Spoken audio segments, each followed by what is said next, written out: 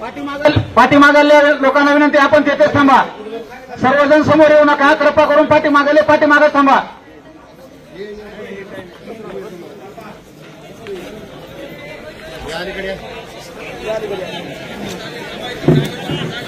संतोषच्या या झालेल्या क्रूर कृत्याला न्याय मिळण्यासाठी आपण या ठिकाणी सर्वजण रात्रीपासून उपोषणासाठी आपण बसलेलो आहोत. रस्त्यावर त्याची माहिती घेतोय मी. आता चालू आहे प्रकरण काय असू द्या, लेकरू मात्र माझ्या समाजाचा मारल. मारेकऱ्याला सुट्टी पाहिजे नाही ही यांची मागणी, आमची पण मागणी. इथं सगळं शांतताप्रिय, शांततेत राज्यात सुद्धा सगळ्यांनी संयम ठेवावा ही माझी सगळ्यांना विनंती.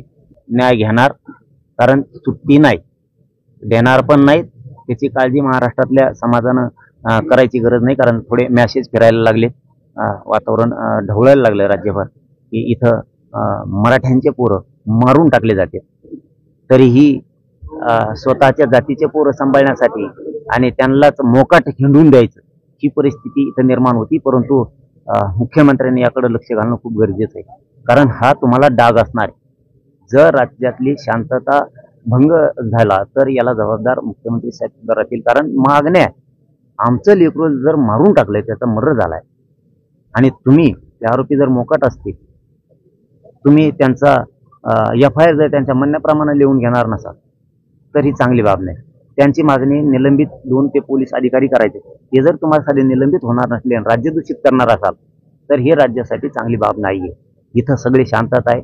इथं मी स्वतः आहे, इथं सगळे पोलीस बांधव सुद्धा आहेत. सकाळपासून जे लोक बसलेत म्हणजे हे लोक संयमाने शांत आहेत.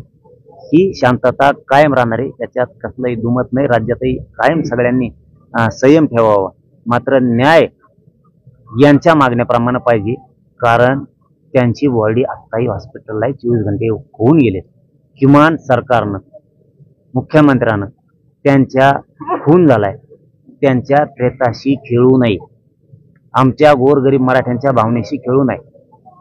तातडीनं या सगळ्या मागण्याची मान्य होऊन न्याय देणं या लोकांना गरजेचं आहे. यांना न्याय पाहिजे म्हणून इथं बसलेत. ही रास्ता रोको नाहीये. त्यांच्या जीवाभावाचा माणसाचा मर्डर झालाय, खून झालाय.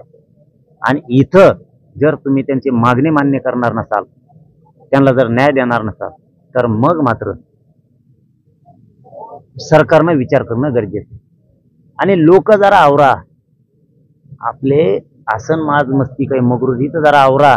त्यांना जरा शिक्षण द्या चांगलं. त्यांना जरा चांगल्या भाषेत सांगा ही चांगलं नाही म्हणून. नेते म्हणून स्वतःचे छाते बडवणारे जे आहेत ना, मोकाट सोडू नका. तुमच्या समुदायाचे आहेत म्हणून मोकाट सोडू नका, कारण आरोपीला जात नसती हे लक्षात ठेवा. तुम्हाला शेवटचं सांगतो, तुम्ही याच्या जाती तोलू नका. कुणाच्या तरी लेकराचा जीव घेणारा हा नराधमच आहे, हा मारेकरी आहे. याला पाठीशी घालू नका आणि जरा शिक्षण चांगलं द्या. जड जाईन बरं का, जर एखाद्या वेळेस संयम या समाजाचा कधी सुटला ना, जड जाईल. तुम्ही लय मराठ्यांच्या भावनेशी खेळू नका. समजून घेत चला. ते आरोपी अटक करायला द्या, त्यांना फाशी शिक्षा होऊ द्या. आणि मराठ्यां समाजाच्या यांच्यावर अन्याय झाला, यांच्या लेकराच्या बाजूने उभा राहा. हे बघा लेकरू उघड्यावर पडले, ते हिचा बापाचा खून झालाय. जरा लाज असेल ना तर समाज करू नका नुसता. जरा या जातीत तोलू नका. आम्हीही तोलत नाहीत. इथं संयम आहे, संयम राहणारे पण न्याय मात्र घेणार.